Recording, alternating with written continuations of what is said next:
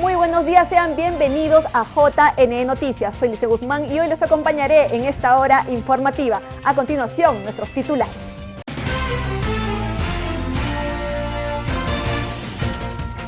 JNE realizó el taller Cultura de Paz y Neutralidad de Funcionarios Públicos que atrajo a más de 500 asistentes.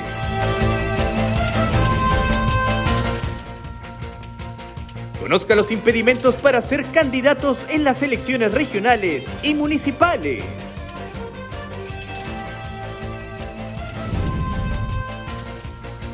OMPE indica los pasos para ejercer un voto seguro en las internas.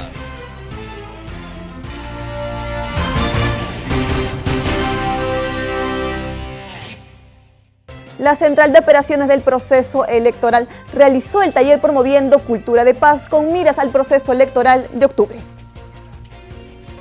En el 2014 se identificaron 200 conflictos en medio de un proceso electoral subnacional. Posteriormente, en las últimas elecciones del 2018, este número disminuyó a 90 conflictos evidenciados. Esta disminución es claramente importante para la tranquilidad de los ciudadanos en medio de un proceso comicial. Y desde el Jurado Nacional de Elecciones se cuenta con un enfoque de cultura de paz en el contexto electoral. Ello a través de la Central de Operaciones del Proceso Electoral COPE, que realizó en coordinación con el Programa Nacional Alimentación Escolar Jaliwarma la capacitación Cultura de Paz y Neutralidad de Funcionarios Públicos en el marco de las elecciones regionales y municipales 2022, la misma que atrajo a más de 500 funcionarios municipales a nivel nacional. Esta capacitación, tuvo una gran acogida, más de 500 funcionarios, en el que se compartió información sobre el proceso electoral y sobre la importancia y cuál es el rol que cumple el Jurado Nacional de Elecciones, y principalmente sobre la importancia de poder difundir y ser agentes difusores del mensaje de elige una cultura de paz, ¿no? Y en este caso, para prevenir los conflictos electorales y que la violencia electoral esté ausente en estas elecciones regionales y municipales 2022. Asimismo, se expuso sobre la necesidad de rechazar la violencia en las elecciones regionales y municipales y la posibilidad de prevenir los conflictos. El impacto que tiene nuestra democracia, porque la violencia electoral es un atentado contra nuestra democracia, porque transgrede o atenta contra la voluntad popular. Entonces nosotros hicimos énfasis en las consecuencias que tiene no solamente en la ciudadanía, sino en las instituciones y en el desarrollo de nuestras localidades. Tiene un impacto en la gobernabilidad, en la estabilidad política de los gobiernos. Finalmente invocó a las autoridades a contribuir para evitar dichas eventualidades en futuros procesos como el regional y municipal de octubre. Invocamos a los funcionarios municipales que participaron de este evento a hacer que se comprometan con el mensaje de elige una cultura de paz y sean difusores y agentes constructores de paz en sus localidades, rechazando la violencia en todas sus formas. Los miembros de mesa son fundamentales para el oportuno y adecuado desarrollo del sufragio y el escrutinio. Veamos cuál es el rol que ellos cumplen.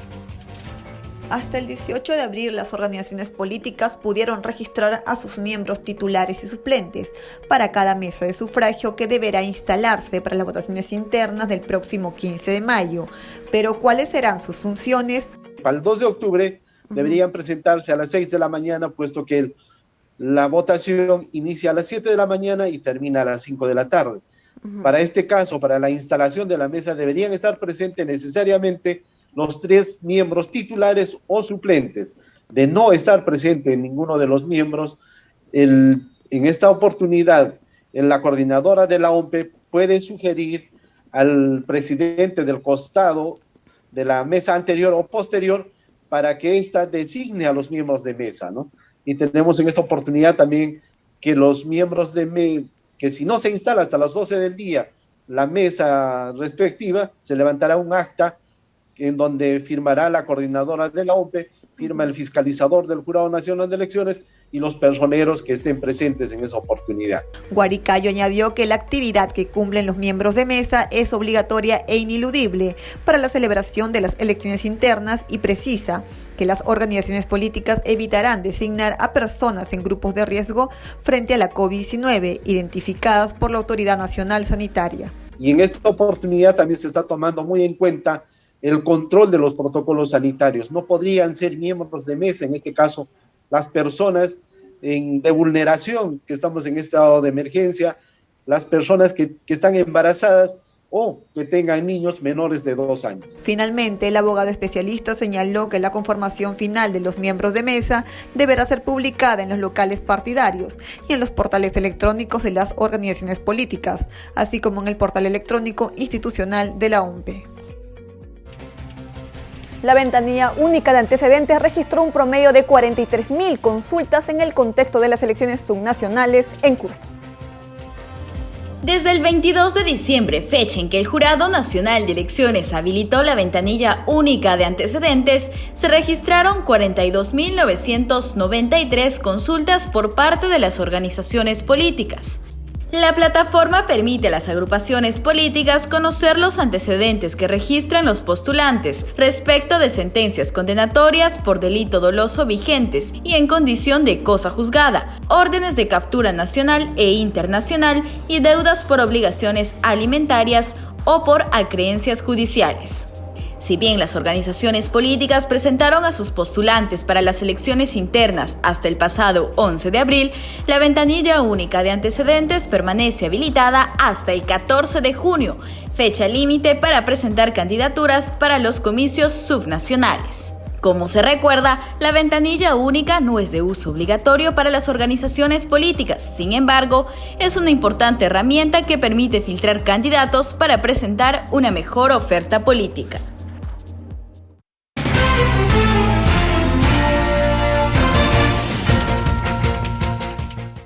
En el Jurado Nacional de Elecciones tenemos un nuevo perfil electoral en el que se brinda información sobre las elecciones subnacionales del 2018, las cuales pueden ayudarnos como escenario para las próximas elecciones regionales y municipales a celebrarse este año. Conmigo se encuentra Henry Ayala, quien nos va a brindar mayor información. Buen día y bienvenido, Henry. Buen día, Lisette. Encantado de estar aquí con ustedes. Perfecto. Mire, para que los televidentes lo tengan mucho más claro, este tema del informe que nos vas a mostrar, me gustaría que sea más del tema de gráficos, ¿no? Mucho más detallado para que nos puedan entender en palabras simples. Sabemos que aquí se maneja un toque técnico, por así decirlo, ¿no? Por favor, explícame el primer cuadro que tienes ahí, a ver si lo podemos poner en pantalla, sobre población electoral. Sí, claro. El perfil electoral número 1 es parte de una serie de perfiles que estamos haciendo de parte de la Dirección de Educación para llevar difusión de los análisis electorales y los datos de las elecciones regionales y municipales del 2022. Y lo que trata este primer tema tiene que ver sobre todo con el contexto, sobre todo con cuáles son los primeros hitos, las primeras cosas que sabemos y que hemos recopilado históricamente sobre estos procesos tan importantes en la vida de la ciudadanía. Por ello, nuestro primer gráfico que estamos presentando aquí en pantalla tiene que ver con el padrón electoral. ¿Cuántas personas y quiénes son los que van a votar durante esta elección de octubre del 2022? Como podemos ver, el padrón siempre sube, siempre se incrementa porque la demografía del país se incrementa hasta llegar al 2022 con 24, más o menos más de 24 millones de personas que van a votar en estas elecciones, dentro de los cuales hay más o menos un 50% de hombres y de mujeres, pero un dato importante, sobre todo para quienes nos escuchan menores de 30 años, 1 de cada 4 jóvenes o 1 de cada 4 personas que van a votar son jóvenes, ¿no? Entonces, el poder de la decisión está básicamente en sus manos. Exacto. Ahora también tenemos otro cuadro muy interesante que es el porcentaje histórico de candidaturas inscritas a partidos políticos y movimientos regionales. Exactamente, si nos referimos a las candidaturas de las personas que postulan a nivel histórico, ¿no? En estos 5 procesos electorales subnacionales que hemos tenido, nos damos cuenta que hay una tendencia interesante hasta el 2018, porque los partidos políticos usualmente eran quienes dominaban las candidaturas. Sin embargo, los movimientos regionales, que son estas organizaciones políticas de alcance únicamente regional, subieron hasta destronar a los partidos políticos en el 2014. Sin embargo, con los cambios a la reelección y algunas otras reformas para el 2018, este número de partidos políticos volvió a subir a tener el 65% del total de las candidaturas a nivel regional y municipal, ¿no? ¿Seguirá la misma tendencia para el 2022? es muy probable que se mantenga de alguna manera, pero por otro lado, recordemos de que hay más movimientos regionales que están postulando o que están en proceso de postulación dentro de estas elecciones internas que tendremos próximamente. Perfecto. Ahora, aquí quisiera sí que resaltes y que hagas mayor énfasis en el índice de competitividad. ¿Por qué te digo eso? Porque en las últimas elecciones generales, sobre todo, hubo una pequeña brecha entre los dos candidatos, pues no, que esto se podía repetir en ser constante, por así decirlo, en el tema regional. Por eso ahí quisiera que te enfoques más en este tema, por favor. Así es, Lisette, como tú lo has dicho, la competitividad electoral de nuestro país tiende a ser bastante alta. Es decir, de que nos referimos a la diferencia que hay entre el primer y segundo puesto de cuando se vota, digamos, por una autoridad ejecutiva, como por ejemplo un gobernador regional o por ejemplo un alcalde provincial o distrital. En este mapa estamos mostrando el índice de competitividad para el 2018, sobre todo de alcaldes y alcaldesas provinciales. Ahora, como pueden ver, el mapa está mucho más pintado en el color crema que en los otros colores. Eso quiere decir de que el índice de competitividad era bastante alto, digamos, porque mientras más cerca esté al cero, estamos hablando de mayor competitividad una menor diferencia entre el primer puesto y el segundo, ¿no? Entonces, eso nos habla de que las elecciones regionales usualmente son bastante contestadas, ¿no? Bastante competitivas entre ellas. Sin embargo, hay que recordar que esto no necesariamente es bueno, porque responde también a una fragmentación. Es decir, es diferente tener una persona que es alcalde, digamos, con un 30, con un 25% de los votos, y claro, la segunda persona está en un 24, 23%, si es que, claro, no tiene un porcentaje mayor que implique de que muchas de las personas de su localidad, de su provincia, han votado por él, ¿no? Esa es causa de la fragmentación electoral o política que tenemos en estas elecciones subnacionales, pero es algo que probablemente las reformas electorales apoyen y ayuden, sobre todo a cerrar un poco la oferta política y cada vez tener elecciones, claro, eso sí, competitivas, pero que las personas que llegan hasta esos puntos, estos porcentajes, sean de porcentajes elevados, ¿no? Perfecto. Ahora tenemos otro cuadro también de autoridades vigentes, ¿no? Donde se ve el tema de afiliación.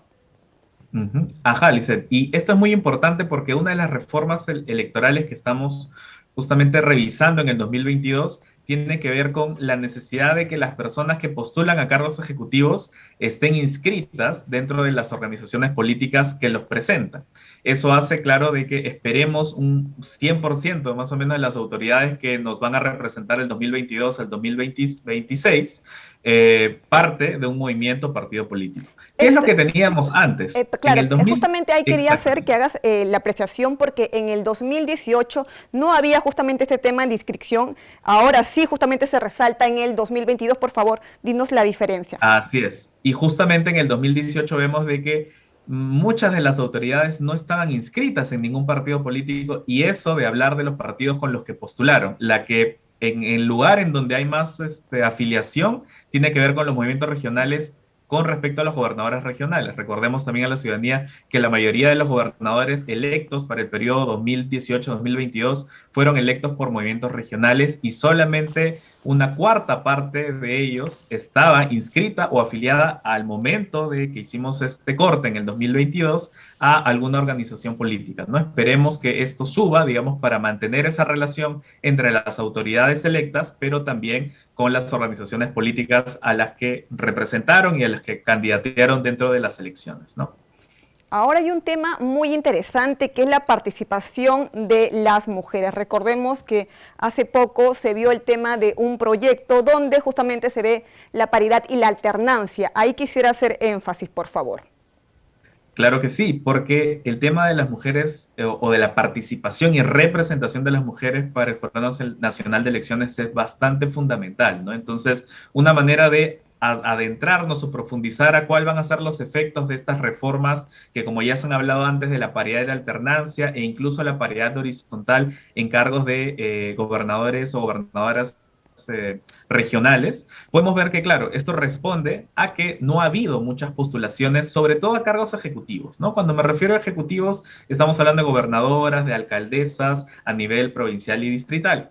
Entonces, si vemos, solamente el 7% de las candidaturas a nivel histórico, ¿no? En las 5 elecciones que hemos tenido han sido de mujeres a nivel ejecutivo, lo cual es muy diferente a lo que tenemos a cargos de consejo, ¿no? Esto va a ayudar no solamente a la paridad horizontal que se aplica a elecciones regionales, sino también la paridad de alternancia en los cargos de regidurías o de consejerías regionales, que va a darle más incentivos o va a generar más probabilidad de que estos consejos o estas regidurías estén realmente paritarias entre hombres y mujeres. ¿En cuánto mayormente se ha incrementado? No sabemos de que ha ayudado mucho esta última resolución, pero ¿cuánto sería el porcentaje desde el 2018 al 2022? Eso depende de cuándas las candidaturas estén inscritas en junio, ¿no? Nosotros tenemos el análisis de las precandidaturas, que sí nos recomienda, por lo menos a nivel regional, que han crecido la participación de mujeres que postulan, ¿no? Pero lo que vamos a ver y con lo que vamos a poder analizar con más detenimiento es sobre todo cuando ya las candidaturas estén inscritas, habiendo pasado su periodo de elecciones internas, para observar justamente en qué posición de lista están, en qué momento están. Y sin embargo, claro, tanto las precandidaturas en las internas y las candidaturas ya oficiales, cuando las tengamos en junio, ya iniciado el proceso formal, tendremos también perfiles electorales en donde haremos mucha profundización sobre estos puntos que son de manera relevante para la ciudadanía. Ahora también quisiera tocar un tema muy interesante, que es la participación indígena también. Tienes un cuadro, tengo entendido, sobre ello. Así es. Nosotros estamos viendo de que la participación de las comunidades indígenas y nativas se representa sobre todo en esta cuota indígena que tenemos del 15% para algunas regiones y provincias establecidas, digamos, por los criterios que establece el censo del 2017, la base de datos de pueblos indígenas, y que remarca el Jurado Nacional de Elecciones, ¿no? Entonces estamos viendo de que eso se ha incrementado, el número de cuota, el número de lugares o de circunscripciones en donde se va a aplicar esta cuota, pero nos damos cuenta que históricamente el porcentaje, ¿no?, de personas que al final son elegidas por esta cuota de comunidades indígenas sigue siendo menor, ¿no? Incluso a nivel de consejerías regionales, ha ido disminuyendo, ¿no? Para el 2018 solamente ubicarse en el 3.7 de la participación de candidaturas en total, ¿no? Si bien en las regidurías provinciales ha ido mejorando, esperemos que con este aumento de las circunscripciones donde se aplicaría la cuota, haya una mayor tasa de efectividad con respecto a las candidaturas indígenas, y con ello mejorar la capacidad de representación que pueden tener estas poblaciones, ¿no?, en situación de vulnerabilidad y exclusión, para poder participar de la política que se necesitan en sus localidades, en sus distritos y en general en todas las regiones de nuestro país. Perfecto, yo te agradezco por esta valiosa información que nos has brindado y sobre todo que lo has hecho de una manera muy amena y simple, ¿no? Muchas gracias, Henry. No, gracias a ti. Recordarle a la ciudadanía que estos perfiles van a estar colgados en las redes sociales del Jurado Nacional de Elecciones y pronto en la página de Voto Informado para que lo puedan revisar de libre descarga. Perfecto, ya lo saben, tienen la página de Voto Informado para poder ilustrarse y también enterarse de esta valiosa información que nos ha traído Henry. Nosotros vamos a una pausa y retornamos.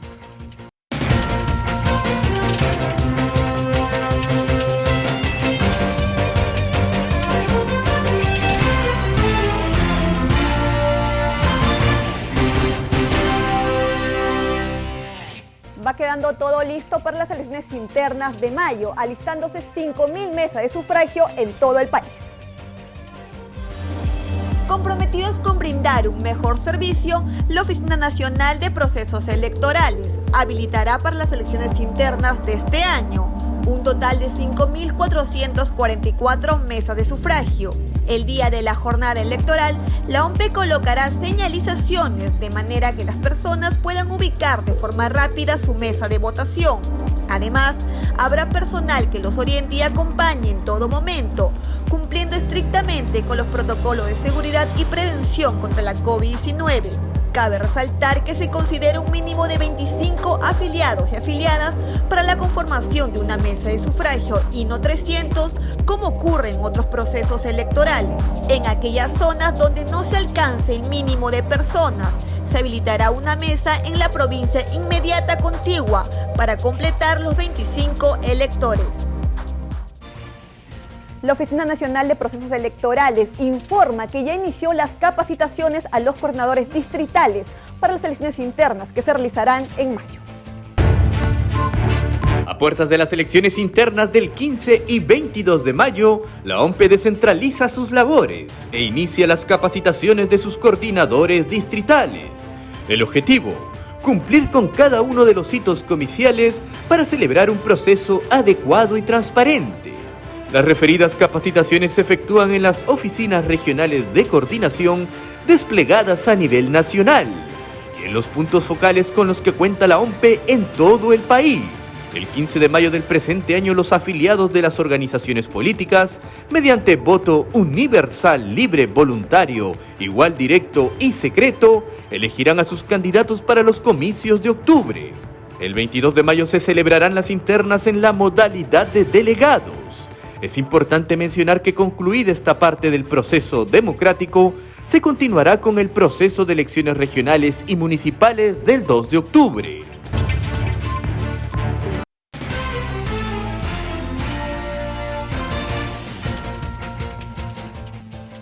Hoy vamos a conversar sobre el sistema Declara Internas para las elecciones regionales y municipales, logros y balances del trabajo realizado. Para ello nos encontramos con Uber Barreto, él es responsable del CIGE, del Jurado Nacional de Elecciones. Muy buenos días, bienvenido. Buenos días, muchas gracias por la invitación. Coméntame, por favor, ¿cuál fue el objetivo para implementar el sistema Declara Internas? Canal digital para la presentación de listas de candidatos para elección internas a nivel nacional. Perfecto. Ahora, por favor, coméntame las herramientas tecnológicas que se ofreció para facilitar la inscripción de las listas de candidatos, ¿no? De los partidos políticos. ¿En cuánto tiempo se pudieron inscribir? Sí, efectivamente, el sistema se empezó a socializar desde el 8 de marzo hasta el 4 de abril. Todos los días, desde las 5 hasta las 7 de la noche, había personal del Jurado Nacional de Elecciones orientando y capacitando en el uso de esta herramienta digital. El último día, por ejemplo, el 4 de marzo, solamente asistieron a nuestras salas de capacitación, en una de ellas 4 y en la otra 5, haciendo un total de 9. Luego se fueron sumando unos cuantos más que llegaron hasta 15. Ese fue el último día. Y la herramienta se habilitó desde el 1 de abril hasta el 11 a la medianoche. Hemos recibido 13.388 listas presentadas, de las cuales, por ejemplo, el último día se han presentado alrededor de 6.500. Casi el 50% se presentaron el último día. El primero, segundo, tercer y cuarto día solamente se presentaron, o las organizaciones políticas presentaron, alrededor de 120 a 130 listas de candidatos. Ok. Más allá de las capacitaciones, ¿era amigable esta plataforma? Bueno, nosotros en las capacitaciones no hemos recibido comentarios o reclamos de no amigabilidad del sistema de información. Más bien es un sistema que constaba en pasos sencillos para presentar listas de candidatos.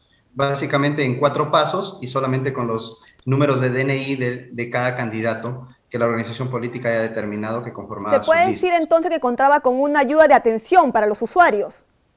Todo sistema del Jurado Nacional de Elecciones tiene una mesa de ayuda y que tenemos personal que responden en el día cada una de las consultas. Si las consultas son un poco más complejas, generalmente nos tomamos al siguiente día la respuesta, ¿no? Pero en el caso específico del Declara Internas, todas han sido en el mismo día.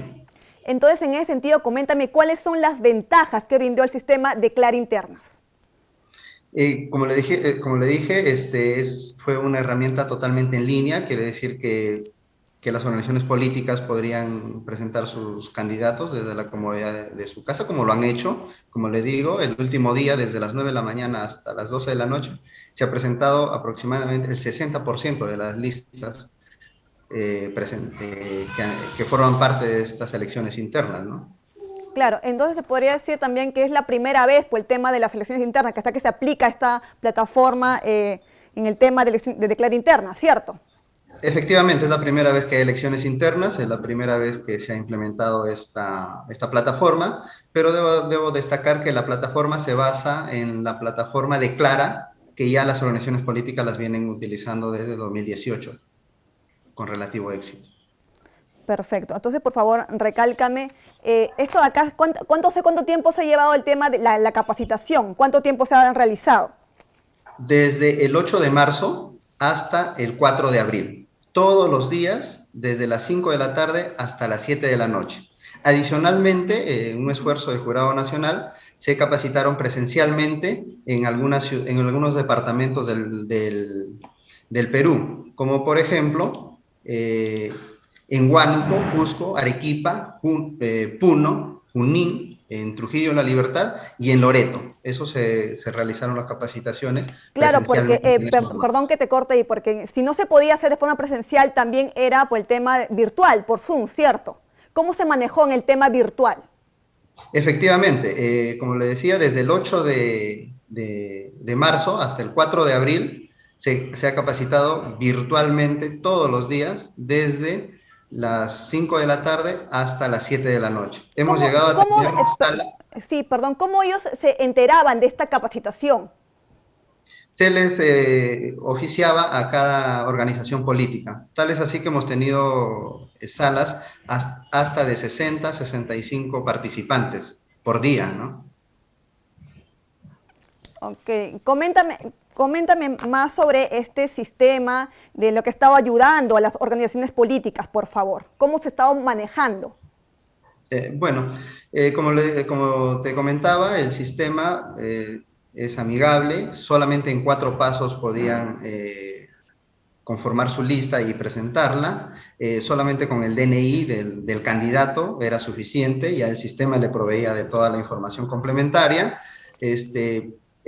Las organizaciones políticas podían registrar cantidad de usuarios. O sea, nosotros estábamos preparados, por ejemplo, para asumir hasta 30, 40 mil usuarios. Se han llegado a registrar cerca de 2.000. Entonces, la capacidad por ahí no se ha visto afectada. ¿Y si por OVE tenían algún inconveniente con el tema de la plataforma, cómo podrían hacer? ¿Se llamaban por teléfono y les escribían ustedes? ¿Cómo podían hacer ellos? Como te comentaba, todo sistema de información en el Jurado Nacional de Elecciones tiene una mesa de ayuda. Se llama reporte de incidencias y todas se han atendido en el día. Específicamente en el Declara, 158 consultas o reportes de incidencia han sido atendidas absolutamente todas. Ok, entonces podemos concluir de que difícilmente se puede colapsar el sistema. No hemos tenido incidencia de que haya colapsado. Es más, todos nuestros indicadores que nosotros denominamos performance, están bajo el 15%. Realmente es bajísimo para un sistema de información. Por eso es que nosotros no hemos tenido incidencias de que se colgó, no, ninguna. ¿Desde cuándo vienen trabajando este tipo de sistemas? En el Jurado Nacional desde 2018 y en experiencia mía hace 20 años. Perfecto. ¿Alguna cosa más que quisieras agregar quizás? Que todos los sistemas que nosotros en el Jurado Nacional hacemos el esfuerzo, siempre salen con una mesa de ayuda, siempre llevamos capacitaciones virtuales, presenciales. Además, se difunden a través de videos tutoriales cómo es que los usuarios pueden utilizar estas herramientas digitales. Última pregunta, ¿este sistema entonces ha venido para quedarse aquí? Efectivamente, cada vez que hay elecciones internas se utilizará este sistema de información, que no hemos tenido, como digo, reportes de incidencias que haya afectado la performance o el funcionamiento del mismo. Perfecto, muchas gracias por esta valiosa información que nos has brindado. Nosotros continuamos con el noticiero. Gracias. Muy bien, ahora les comentamos que mediante una alianza con Pronsex y Victory Institute del JNE promueve el fortalecimiento de las capacidades de las personas LGTBI para las elecciones regionales y municipales del 2022.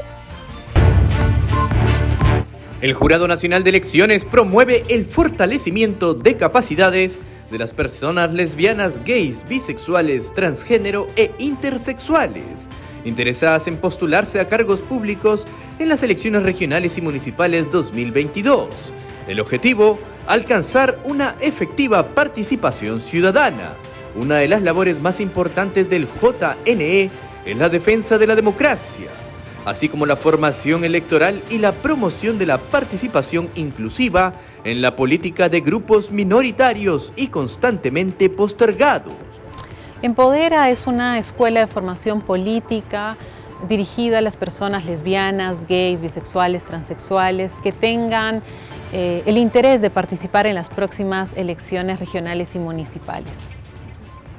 Se trata de una iniciativa de la Escuela de Formación Política LGTBI Empodera y mediante la iniciativa de la Dirección Nacional de Educación y Formación Cívica Ciudadana del JNE, el Instituto LGTBI Victory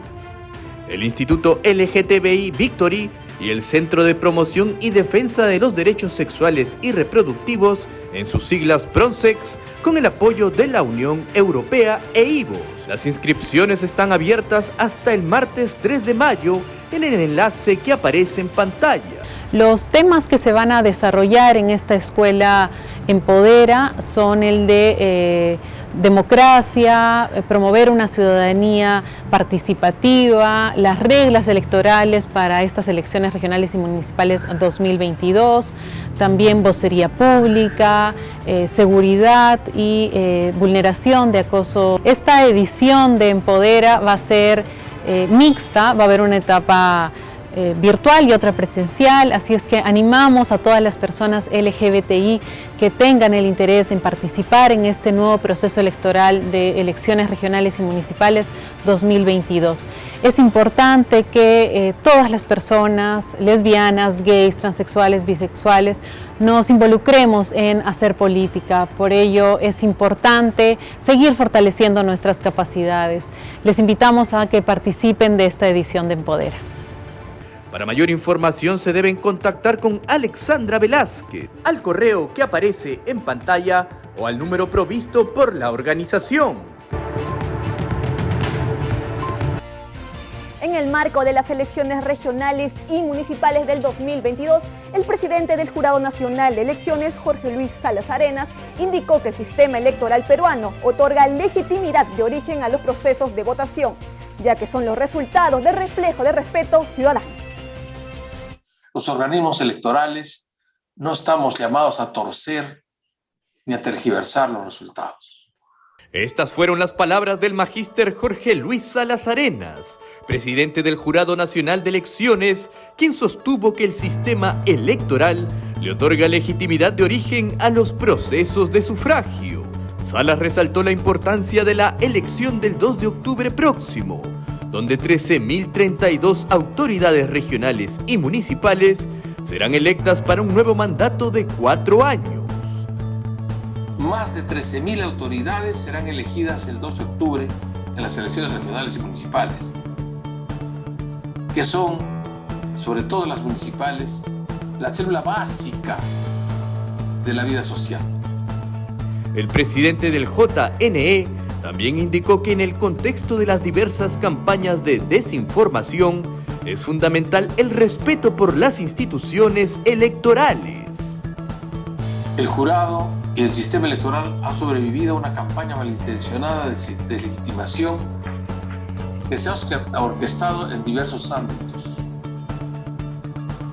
Cuando ya debió haber culminado el proceso electoral y haberse superado sus vicisitudes, constatamos que eso está todavía muy remoto. Salas Arenas señaló además que existe una evidente campaña de debilitamiento de las instituciones como las que integran el sistema electoral, basada en diferentes intereses políticos. Persiste en el ambiente la idea de afectar la confianza en el sistema electoral, cambiar sus autoridades, modificar sus reglas. Y aquí no están en juego los nombres ni las personas, sino la estabilidad democrática, el respeto de las normas y la gobernabilidad. Además, reiteró el respaldo que le otorgaron los organismos internacionales al sistema electoral peruano en el marco del proceso de elecciones generales 2021. La Oficina Nacional de Procesos Electorales informa cuáles son los pasos a seguir para ejercer el voto seguro en las elecciones internas de mayo. Presten mucha atención. En el marco de las elecciones internas de las agrupaciones políticas y la pandemia por la COVID-19, la Oficina Nacional de Procesos Electorales indica cuáles son los pasos a seguir para un voto seguro. Primero, consultar el local de votación en la página web de la OMPE. El ente electoral exhorta a los votantes a revisar con anticipación esta información. Segundo, llevar el DNI azul o amarillo, de ser el caso.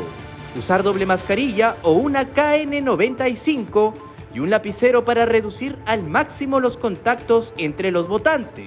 Tercero, al llegar al local de votación, leer e informarse con los carteles y croquis que la OMPE pone para el día de la elección. Esta información se prevé con el objetivo de que los sufragistas encuentren su mesa de votación. Cuarto, mostrar el documento nacional de identidad y el carné de vacunación al ingreso. Durante el acto democrático, los ciudadanos recibirán alcohol para desinfectarse. Quinto, ubicar en la relación de electores sus nombres y apellidos.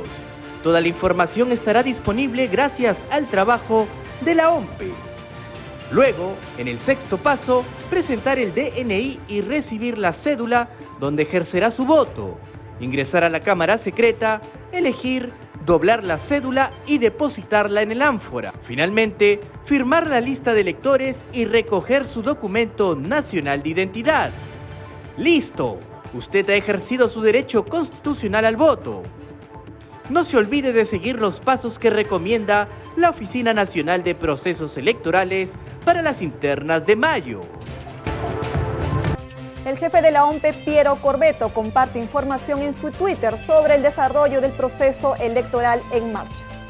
Indica que la Oficina Nacional de Procesos Electorales pone a disposición de los afiliados y las afiliadas de las organizaciones políticas en competencia, es decir, que participarán de las elecciones de este año, la consulta de miembros de mesa y locales de votación para las elecciones internas del 15 de mayo próximo. Como vemos en pantalla, la OMPE proporciona los links que servirán para el acceso a las plataformas de la entidad electoral.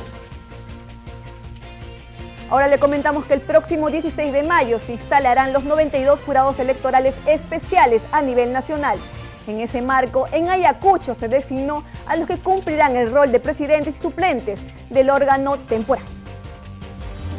Con miras a los comicios del 2 de octubre se designó a los jueces superiores para desempeñarse como presidentes titulares y suplentes de los jurados electorales especiales que impartirán justicia en primera instancia en el departamento de Ayacucho. Por ello, el presidente de la Corte Superior de Justicia de Ayacucho, Miguel Guamaní, en una sesión de sala plena extraordinaria, otorgó el cargo de titular del jurado electoral especial de la provincia de Huamanga al juez superior titular Aníbal Gustavo Egusquiza Vergara y como suplente a Orlando Becerra Suárez, recordando que el ámbito territorial de la circunscripción de justicia electoral son las provincias de Huamanga, Huanta, La Mar y Vilcas-Huamán. Asimismo, se designó la jueza superior Lucía Isabel Palomino Pérez como titular del jurado electoral especial de la provincia de Cangallo, siendo suplente el doctor Vladimir Olarte Arteaga. El órgano temporal estará a cargo de las circunscripciones de Cangallo, Víctor Fajardo, Huancazancos y Sucre. De la misma forma, se designó a Ricardo Ramos Valderrama como titular del jurado electoral especial de la provincia de Lucanas, siendo suplente el doctor Carlos Rubén Guamán de la Cruz, y que impartirá justicia en Lucanas. Finalmente se eligió al doctor Willy Pedro Ayala Calle como titular del Jurado Electoral Especial de la provincia de Parinacochas, siendo suplente el doctor Gildebrando Guamaní Mendoza para el ámbito territorial de Parinacochas y Paucar de Sarasara. Resaltamos que los magistrados tendrán la responsabilidad de fiscalizar el proceso de elecciones regionales y municipales de octubre en las jurisdicciones designadas y que entrarán en funciones el próximo 16 de mayo, ello hasta concluir el proceso electoral. Desde Democracia Digital nos envían un video resaltando el impacto que tiene la desinformación en la democracia. Escuchemos a su directora, Elian Ford.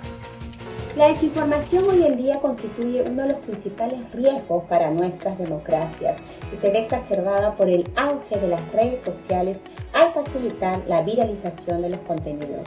Pero ojo que la desinformación tiene muchos matices, es decir, no todo es verdadero o falso.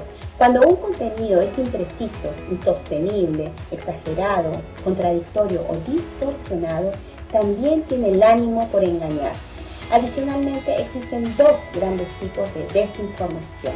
Aquella con dolo, que se comparte de manera maliciosa, y aquella que se comparte por error. Ambas formas igual de dañinas. Debemos ser ciudadanos responsables, capaces de verificar el contenido antes de divulgarlo y antes de compartirlo. Acción que debiera ser liderada por nuestras autoridades. Existen impedimentos para la postulación de candidatos en estas elecciones regionales y municipales. Conozcamos cuáles son y cuál es la importancia de contar con un candidato idóneo para estos comicios. Con miras al proceso de elecciones regionales y municipales de este año, es necesario precisar los impedimentos que existen para que un candidato postule a los comicios, ello según el marco normativo electoral vigente. Según la Ley 31042, que modifica la Constitución Política del Perú, señala en el artículo 34A, las personas que están impedidas de postular a cargos de elección popular son las personas sobre quienes recaiga una sentencia condenatoria emitida en primera instancia en calidad de autoras o cómplices por la comisión del delito doloso. En el artículo 39A figura que están impedidas de ejercer la función pública mediante designación en cargos de confianza las personas sobre quienes recaiga una sentencia condenatoria emitida en primera instancia en calidad de autoras o cómplices por la comisión de delito doloso. Asimismo, en la Ley 3717 define que no pueden ser candidatos en las elecciones de gobiernos regionales las personas condenadas a pena privativa de la libertad, efectiva o suspendida, con sentencia consentida o ejecutoriada por la comisión del delito doloso. En el caso de las personas condenadas en calidad de autoras por la comisión de los tipos penales referidos al terrorismo, apología al terrorismo, tráfico ilícito de drogas o violación de la libertad sexual, el impedimento resulta aplicable aun cuando hubieran sido rehabilitadas. Asimismo, las personas que por su condición de funcionarios y servidores públicos son condenados a pena privativa de la libertad, efectiva o suspendida, con sentencia consentida o ejecutoriada, por la comisión de calidad de autoras de delitos dolosos, de colusión, peculado o corrupción de funcionarios, aun cuando hubieran sido rehabilitadas. En esta línea, el especialista en temas electorales José Naupari sugirió a las organizaciones políticas revisar la ventanilla única para informarse sobre los candidatos. Creo que a nivel interno de las organizaciones políticas sí quizás debieran pedirse de repente certificados de antecedentes y revisar sin duda la ventanilla única para evitar que se caigan no necesariamente listas, sino también quizás algunas candidaturas que para las organizaciones políticas pueden ser sumamente vitales. Como lo menciona el especialista en temas electorales, el objetivo es garantizar candidatos idóneos en las próximas elecciones regionales y municipales de octubre.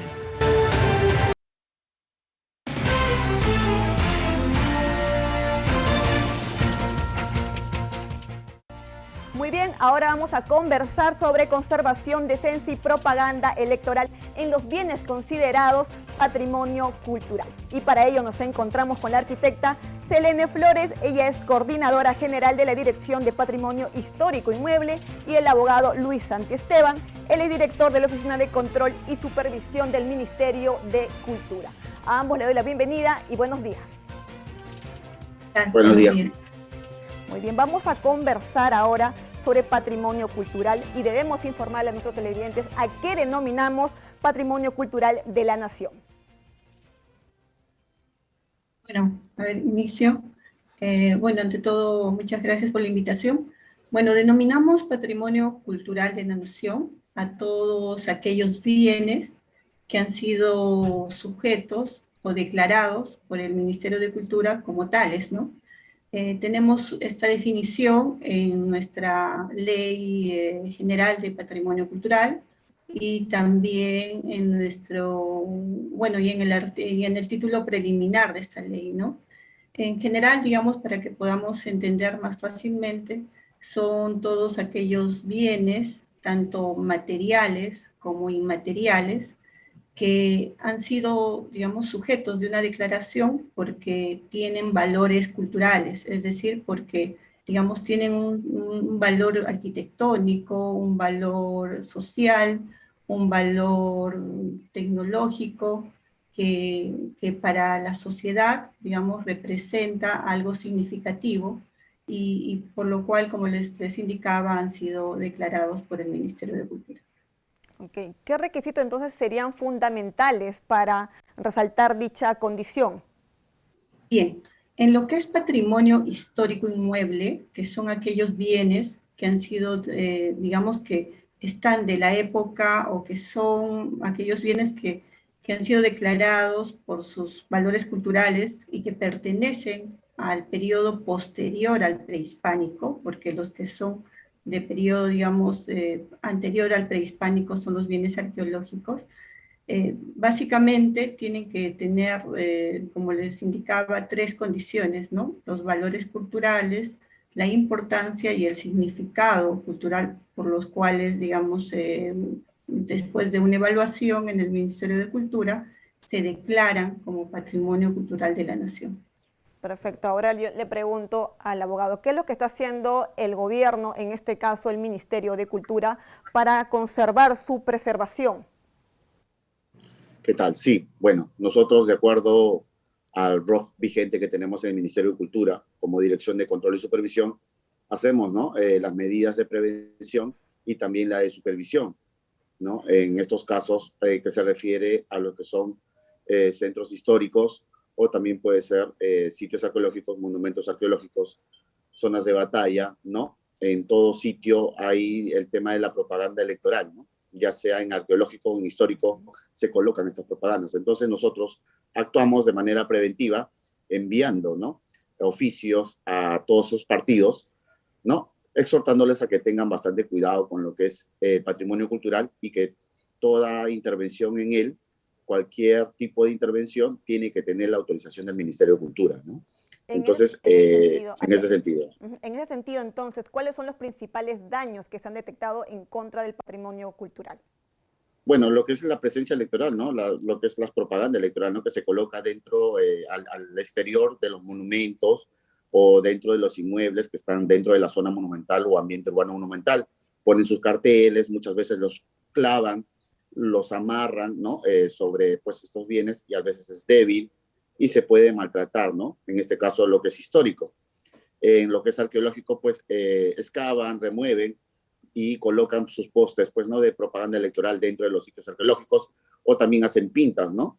Entonces, ese es el tipo de afectación que se hace y muchas veces, como les digo, hacemos nuestra labor preventiva exhortándolos a que retiren todo ello y lo regresen al estado anterior, ¿no? Y en este caso, pues, sí se ha hecho, ¿no? Estos partidos, varios que hemos abierto un inicio, un proceso, como se llama, se les ha exhortado y han cumplido, ¿no? Con lo que se les ha señalado, han retirado los carteles, han pintado lo que habían hecho las pintas, ¿no? Ahí en ese momento hacemos eso, ¿no? Y eso lo hacemos todos los años, ¿no? Que haya, pues, elecciones, ya sea local o general, ¿no? Exacto. Entonces, ya que estamos resaltando lo que es propaganda electoral, ¿qué cosa es lo que sí estaría permitido? Bueno, ahí se lo dejo a la arquitecta, ¿no? Ah, perfecto. Arquitecta, por favor. Coméntenos, Bueno, ¿qué es lo que estaría permitido? Mire, de acuerdo al reglamento, ¿no? Que tenemos de propaganda electoral, publicidad estatal y neutralidad en el periodo electoral, en su artículo 7 nos indica que no está permitido, ¿no? O sea, ninguna propaganda electoral que esté o que se adecue, digamos, en algún patrimonio cultural de la nación, ¿no? Entonces, por lo tanto, ya este reglamento nos está, digamos, disponiendo de que no está permitido ningún tipo de propaganda electoral, ¿no? Porque va a constituir una infracción que luego ya el Jurado Nacional de Elecciones va a sancionar, ¿no? Entonces, en este sentido, no estaría permitido ningún tipo de propaganda electoral. Es más, todavía, digamos, a nivel ya de gobiernos locales, se han emitido, obviamente debe haber varias ordenanzas a nivel nacional, pero digamos en Lima tenemos la ordenanza del Centro Histórico de Lima y la de Barranco. La del Centro Histórico de Lima es sobre la ordenanza del reglamento, ¿no? El RUALCH, que lo conocemos como Reglamento Único del Centro Histórico de Lima, que también en su artículo 81 nos dice que no se permite, ¿no?, ningún tipo de propaganda política, ¿no? Lo dice más, digamos, detalladamente, que no se permite pegar, colgar, adosar, pintar o colocar con cualquier mecanismo propaganda política, ¿no? De la misma manera, en la ordenanza de Barranco, que también nos indica que queda prohibida la propaganda electoral en cuanto a su ubicación, contenido y difusión en bienes culturales inmuebles que constituyen patrimonio cultural de la nación. Entonces, digamos, en ese sentido, como les decía, el reglamento lo dice claramente, lo dispone claramente que no está permitida esta propaganda electoral en bienes integrantes del patrimonio cultural de la nación. Y entonces, ¿han ocurrido faltas o en el centro histórico, el centro de Lima, donde se haya encontrado propaganda electoral?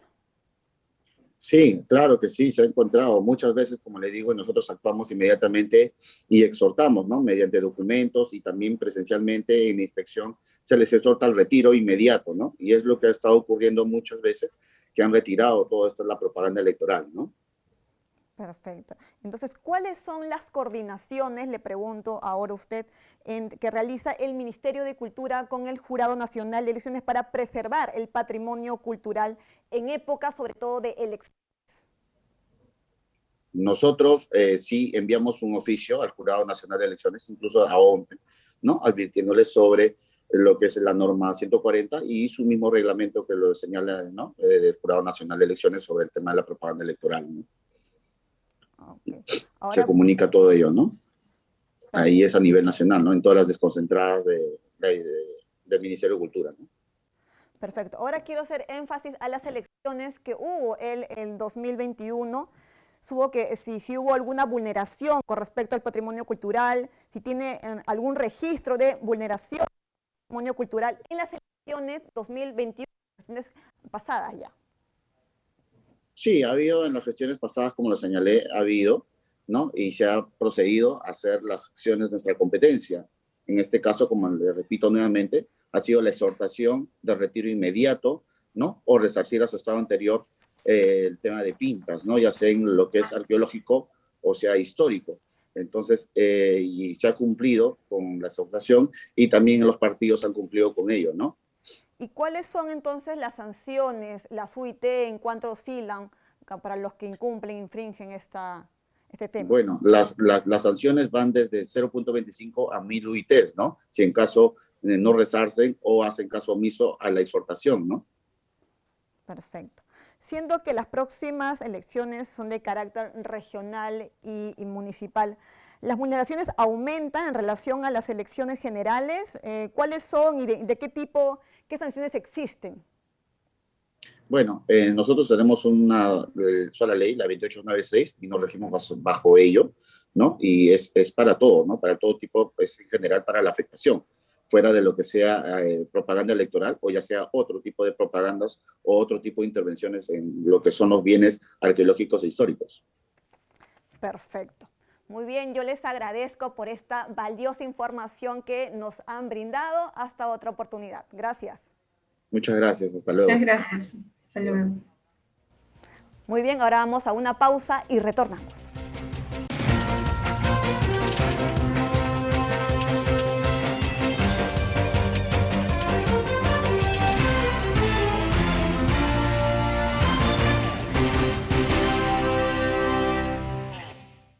La Defensoría demandó al Ministerio Público adoptar medidas a fin de evitar manifestaciones públicas que dañen la dignidad de personas con alguna discapacidad. A continuación, los detalles. La Defensoría del Pueblo exigió a la Fiscalía de la Nación, la Municipalidad de Miraflores y al Indecopi tomar medidas fiscalizadoras y preventivas en casos de discriminación de personas con algún tipo de discapacidad. En efecto, nosotros desde la Defensoría del Pueblo hemos condenado enérgicamente este tipo de actitudes, este tipo de expresiones que terminan mellando pues a un grupo en especial situación de vulnerabilidad, como son las personas con discapacidad, en el caso concreto personas con síndrome Down. A partir del rol que nos corresponde como Defensoría, hemos enviado oficios tanto al Ministerio Público como a Indecopi y a la Municipalidad de Miraflores. Estas declaraciones las realiza César Torres, comisionado de la Defensoría del Pueblo, en el marco de los agravios públicos de Ricardo Mendoza y Jorge Luna en contra de las personas con síndrome de Down. Pensar que el sistema de justicia está como para reaccionar frente a situaciones que ya son consideradas delictivas, sino que el sistema también debe de colaborar, y se piensa también así, a poder prevenir que se llegue a la comisión de estos delitos. La Defensoría resaltó la importancia del respeto a la dignidad de la persona. Además, hizo un llamado a los medios de comunicación a mantener la responsabilidad en este sentido, sobre lo que se expresa, opina o difunde. Gracias por acompañarnos. Para más información electoral, sintonice el canal 516 de Movistar, las redes del Jurado Nacional de Elecciones y por nuestros canales aliados. Lo dejamos con imágenes de Moquegua.